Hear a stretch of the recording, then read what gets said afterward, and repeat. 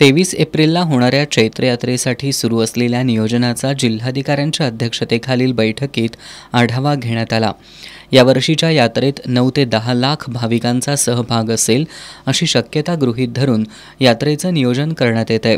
आजच्या बैठकीत भाविकांच्या सुरक्षेसह सर्व उपाययोजनांचा आढावा घेत यात्रा निर्विघ्नपणे पार पाडण्यासंदर्भात सूचना दिल्या असल्याचं जिल्हाधिकारी अमोल येडगे यांनी सांगितलं।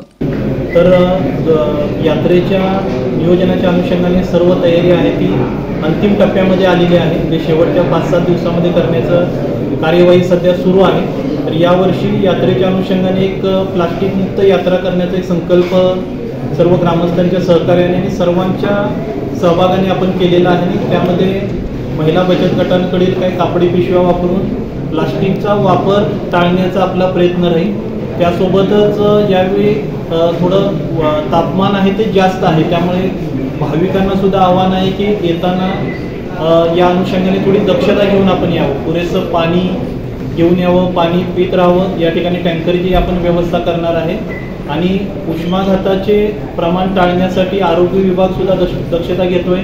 आपले व्हॉलंटियर सुद्धा त्या ठिकाणी राहणार आहे।